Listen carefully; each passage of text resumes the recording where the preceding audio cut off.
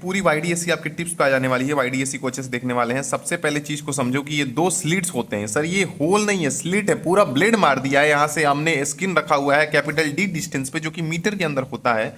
और ये जो होता है स्मॉल डी से रिप्रेजेंट करते हैं, ये मिलीमीटर के अंदर होता है।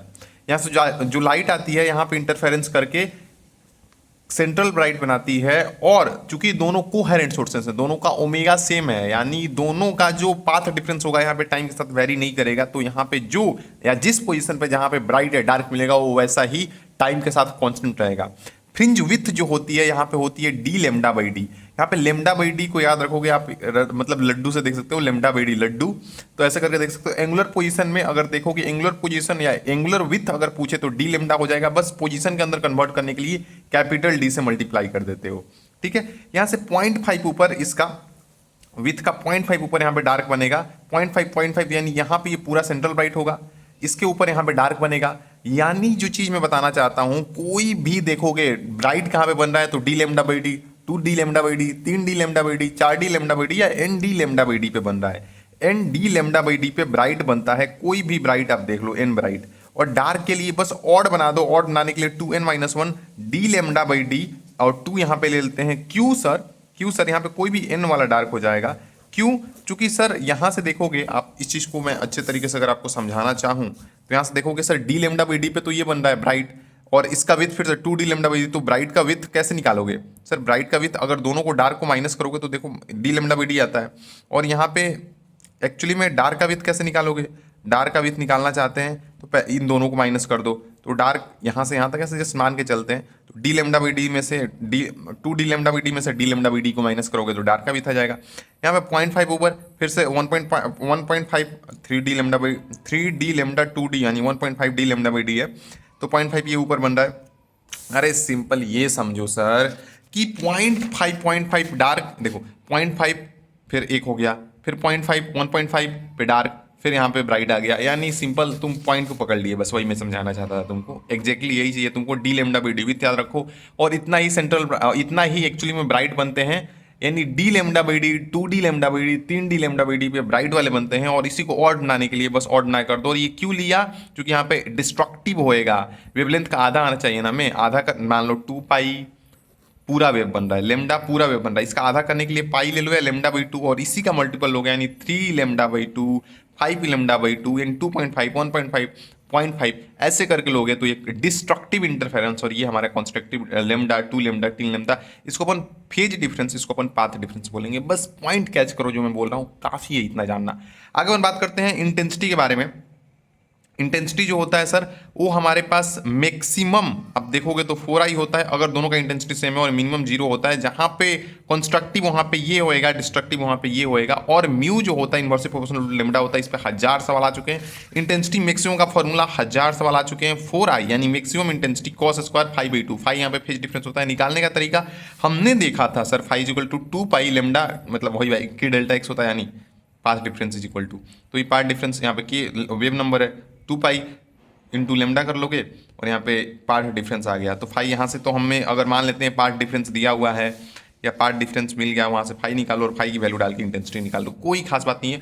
हम बात करते हैं कंडीशन क्या होती है सस्टेन्ड इंटरफेरेंस के लिए। अगर हम चाहते हैं सस्टेन्ड इंटरफेरेंस रहे, उसके लिए क्या कंडीशन होती है? पहली कंडीशन होती है कि दोनों का ओमेगा सेम होना चाहिए, फ्रीक्वेंसी सेम होनी चाहिए। अगर दोनों मोनोक्रोमेटिक सोर्स है तो और अच्छी बात है, ताकि क्लियरली हम देख पाए। ऐसा ना हो कि यहाँ पे एक कलर का मैक्सिमम बन रहा है, वहाँ पे दूसरे का मिनिमम मैक्सिमम, ऐसे मतलब खराब ना हो बस।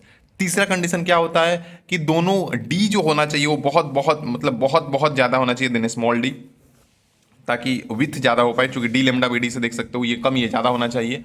और जो चौथी कंडीशन होनी चाहिए वो होनी चाहिए हमारे पास कि मोनोक्रोमेटिक सोर्स ऑफ लाइट हो गया, फ्रीक्वेंसी सेम होनी चाहिए, डी लेमडा बाई डी होनी चाहिए। स्लिट विथ जो होता है, और दोनों स्लिट विथ जो होना चाहिए वो एंगस्ट्रॉम के अंदर होना चाहिए, मतलब लाइट के, ताकि लाइट जो देखता है कंपेरेबल साइज होता है तो यहाँ पे वेव की तरह बिहेव करता है। अगर ज़्यादा हुआ तो ये क्या करेगा सर? डिफ्लेक्शन फिर करने लगेगा। और दोनों सोर्सेस की इंटेंसिटी सेम होनी चाहिए ताकि हमारे पास कॉन्ट्रास्ट मिल पाए। ठीक है, और number of bright fringes and dark fringes के बारे में बात करते हैं उससे पहले एक बार देख लो कि कंडीशन सस्टेन मतलब क्या होते हैं। सस्टेन इंटरफेरेंस के लिए कोहेरेंट सोर्सेस होने चाहिए, ओमेगा से होना चाहिए, सिंगल वेवलेंथ मोनोक्रोमेटिक होना चाहिए, दोनों सोर्सेज जो होने चाहिए उनका इंटेंसिटी से होना चाहिए, डी बहुत ज़्यादा होना चाहिए, then small D, and slit width जो होती है एस्ट्रॉम के अंदर होना चाहिए। बहुत सिंपल सी बात है। अब अपन बात कर लेते हैं पाथ डिफरेंस सॉरी, अब हम बात करते हैं number of bright and dark fringes. यहाँ से मान लेते हैं यहाँ पे सेंट्रल ब्राइट बन रहा था, इससे ऊपर जो बनता है वो होता है बस D by lambda, D lambda लड्डू, बस वही वही वाली बात है, लड्डू, सॉरी लड्डू वाली बात नहीं है, डी लेमडा उसी का इन्वर्स कर दिया बस यहाँ पे, लड्डू का इन्वर्स करता है। एनीवे डी लेमडा, इससे नीचे भी जाओगे तो डी लेमडा होता है, और बस ये हो गया कि नंबर ऑफ ब्राइट फ्रिंजेस, तो दोनों का 2 कर लो, 2 इंटू डी बाई लेमडा, और ये यहाँ पे ये होना चाहिए लोएस्ट इंटीजर वैल्यू, यानी इसका नियरेस्ट जो आ रहा है बस इस वाले फैक्टर को देखोगे, इस वाले में लोएस्ट इंटीजर वैल्यू रखोगे, और यहाँ पे जो हमारे पास सेंट्रल ब्राइट्स देखोगे तो ऊपर बस इसमें हाफ कर दो डार्क का नंबर निकालने के लिए, जैसे डी लेमडा है ना, जस्ट एक सेकंड दो मेरे को, डी लेमडा है ना प्लस हाफ कर लोगे, और ऐसे ही नीचे भी डी लेमडा बाई हाफ कर लोगे, डी लेमडा प्लस हाफ कर लोगे, और इसके अंदर भी 2 इंटू कर लोगे, अगर देखोगे आप यही चीज़ जो बता रहा हूँ कि ऊपर डी लेमडा हो जाएगा और उधर हाफ कर लोगे बस डार्क के लिए, और यहाँ पे लोएस्ट इंटीजर वैल्यू इसको पूरा निकाल के रखोगे, ठीक है। और अब देखते हैं सिंपल सर स्लैब के थ्रू जो आता है, स्लैब के थ्रू क्या आता है पार्ट डिफरेंस। स्लैब के थ्रू बस याद रखो कि मान लेते हैं स्लैब जो प्रोड्यूस करता है mu minus 1 into T, T thickness ये म्यू होता है, इसका रिफ्रेक्टिव इंडेक्स टी थिकनेस होगा, यानी अगर पहले ये लेंथ एल था, अगर नॉर्मल एयर में यहाँ पे एक को यहाँ पे मान लेते हैं यहाँ पे एक लाइट यहाँ पे एक स्लिट मार दिया है, तो अगर एल टाइम लगता था तो अब यहाँ से जो लाइट निकलेगा इसको जाने में, सॉरी यहाँ पे जो अगर पाथ डिफरेंस एल लगता था तो यहाँ से अब पाथ डिफरेंस नहीं, यहाँ पे पाथ एल ट्रेवल करना पड़ता था, तो यहाँ पे एल प्लस इतना ट्रेवल करना पड़ेगा, देखोगे, ठीक है। और अब मान लेते हैं सर कितना ऊपर, देखो सिंपल तरीके से, अब अगर जो तुम अगली चीज देखना चाहते हो तो क्या होता है कि पाथ डिफरेंस प्रोड्यूस होता है स्लैब के थ्रू कितना, ताकि सेंट्रल ब्राइट क्या होगा, एक्चुअली में स्लैब रखते हैं तो ऊपर शिफ्ट हो जाता है पूरा का पूरा मामला, कितना शिफ्ट होता है तो होता है D by D, capital D by D रख के, और यही रख लो बस म्यू माइनस 1 इंटू टी, बस ये रख लो, इतना शिफ्ट हो जाएगा ऊपर, अब बस सेंट्रल ब्राइट बस डी बाई डी रख लो, और म्यू माइनस 1 तुमको बताया था इतना स्लैब प्रोड्यूस करता है, बस इतना ये वाला पोर्शन स्लैब प्रोड्यूस करता है बस।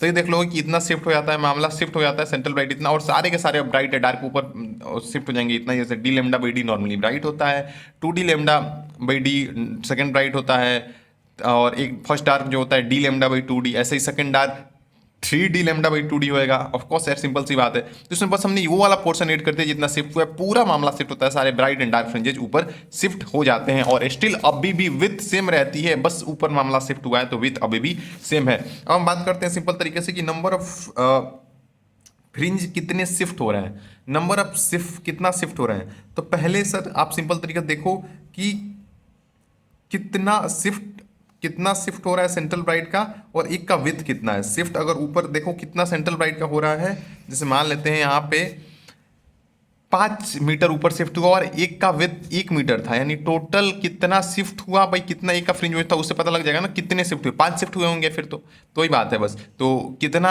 शिफ्ट ऑफ सेंट्रल ब्राइट कितना हो रहा है, डी बाई डी बताया था mu naught minus 1 into T, और फ्रिंज विथ कितना है डी लेमडा बाई डी, यहाँ से दिखा हो गया, तो इसको मतलब D lambda sorry capital D small D cut जाएगा, तो म्यू नॉट इंटू अल्फा आ जाएगा, इसको याद ना करो, बस इससे निकाल लो जो तरीका मैंने बताया था। बाकी इंटरफेरेंस का शेप मैं तुमको बता देता हूँ, सिंपल तरीके से देख लो, अगर स्लीट है तो यहाँ पे सिंपल स्ट्रेट लाइन मिलेगा, अगर पॉइंट सोर्स कर दिया तो हाइपरबोलिक मिलता है, बस यहाँ पे पॉइंट हमने एक छेद किया है तो हाइपरबोलिक मिलता है, और अगर हॉरिजॉन्टल रख दिया तो यहाँ पे ऐसे सर्कुलर फ्रिंजेस मिलने लगते हैं, जहाँ पे पहला सर्कुलर फ्रिंज जो होगा वो लेमडा पे मिलेगा, फिर 2 लेमडा पे मिलेगा अगला सर्कुलर फ्रिंज, तो ऐसा होने लगता है हॉरिजॉन्टल रख दिया तो बस खत्म कहानी।